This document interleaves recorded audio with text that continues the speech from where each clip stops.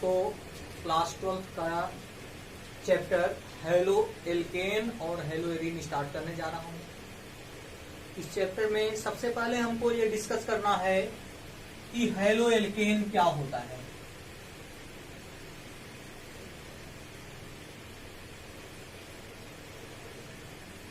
Halo alkane शब्द hello plus alkene इन दोनों शब्दों से मिलकर बना है।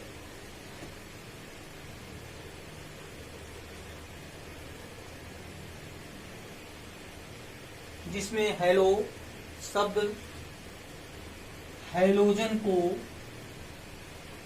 रिप्रेजेंट करता है और एल्केन शब्द ऐसे हाइड्रोकार्बन को रिप्रेजेंट करता है, ऐसे कार्बनिक यौगिकों को रिप्रेजेंट करता है जिनमें कार्बन परमाणुओं की संतृप्तता हाइड्रोजन के साथ सिंगल बॉन्ड द्वारा एकल बंध के द्वारा संतृप्त की जाती है, पूरी की जाती है। या आप कह सकते हैं कि ऐसे यौगिक जिनमें कार्बन परमाणु हाइड्रोजन परमाणुओं के साथ एकल बंध द्वारा बंधे होते हैं उन्हें एल्केन कहते हैं। तो जहां तक आप जानते होंगे हैलोजन आवर्त सारणी के वर्ग 17 में रखे गए हैं और इसमें फ्लोरीन, क्लोरीन, ब्रोमीन, आयोडीन और एस्टाटीन को रखा गया है। 9, 17, 35, 53 और 85 परमाणु क्रमांक वाले तत्वों को इसमें रखा गया है। ये क्रमशः आवर्त 2, 3, 4, 5 और 6 में रखे गए हैं।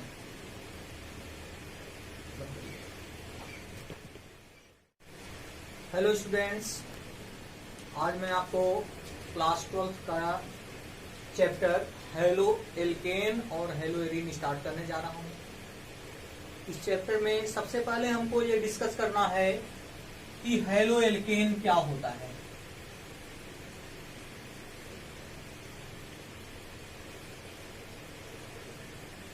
हेलो एल्केन शब्द हेलो प्लस एल्केन इन दोनों शब्दों से मिलकर बना है।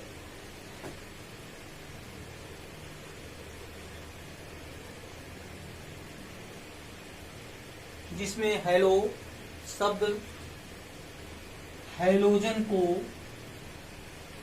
रिप्रेजेंट करता है और एल्केन शब्द ऐसे हाइड्रोकार्बन को रिप्रेजेंट करता है, ऐसे कार्बनिक यौगिकों को रिप्रेजेंट करता है जिनमें कार्बन परमाणुओं की संतृप्तता हाइड्रोजन के साथ सिंगल बॉन्ड द्वारा एकल बंध के द्वारा संतृप्त की जाती है, पूरी की जाती है।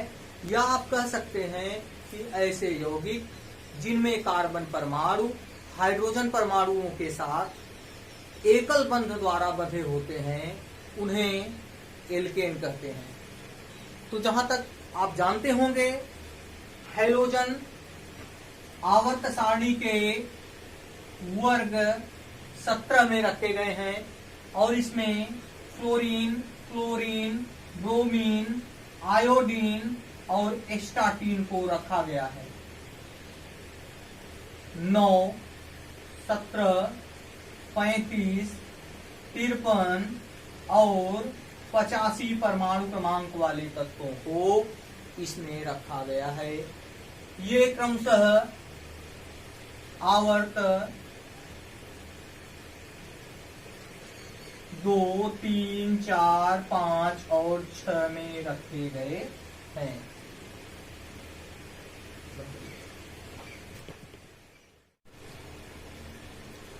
अब हम एल्केन को डिस्कस करते हैं। एल्केन में एल्क शब्द कार्बन परमाणुओं की संख्या को दिखाता है, दर्शाता है। एल्क के लिए विभिन्न शब्द उपयोग में लाए जाते हैं। जैसे कार्बन परमाणु की संख्या यदि 1 हुई तो इसके लिए प्रयुक्त शब्द मेथ है, 2 हुई eth, 3 pro, 4 but, 5 spent, 6 hex, 7 hept, 8 oct, 9 non, thus that।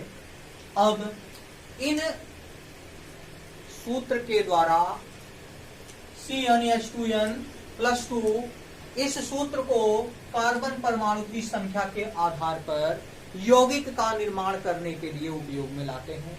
जैसे कार्बन परमाणु की संख्या 1 है अगर, तो C1H2 यौगिक बनता है CH4।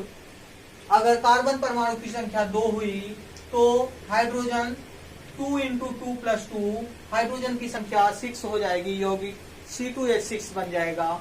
ऐसे ही C3 अगर होता है तो हाइड्रोजन की संख्या 2 C3H7 हो जाएगा। और इसी प्रकार के सूत्र के द्वारा हम यौगिकों को नियमित रूप से बना सकते हैं, एक सजातीय श्रेणी का निर्माण कर सकते हैं।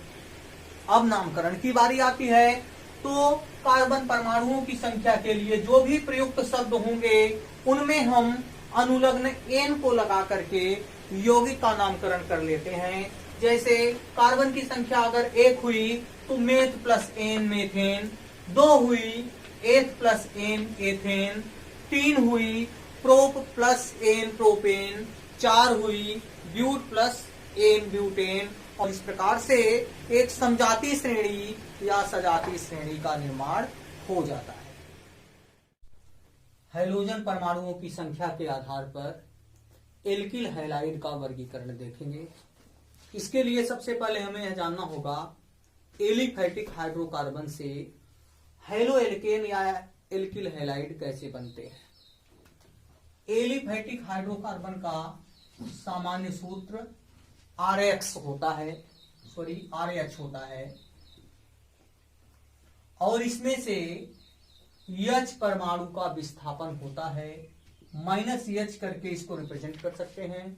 और इसके बदले इसमें हैलोजन जुड़ते हैं तो जो यौगिक बनते हैं वह क्या होता है, RH होता है। और इसी RH सूत्र के यौगिक को एल्किल हैलाइड कहते हैं।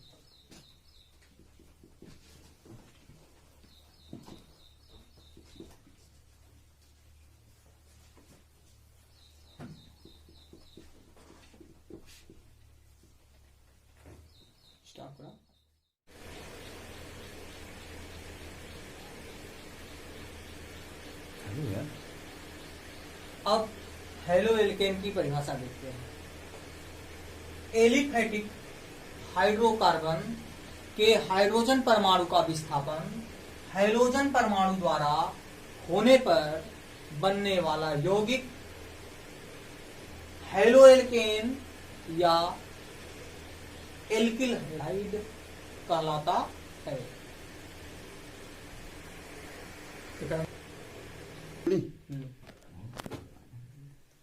अब हम एल्किल हैलाइड का वर्गीकरण देखते हैं।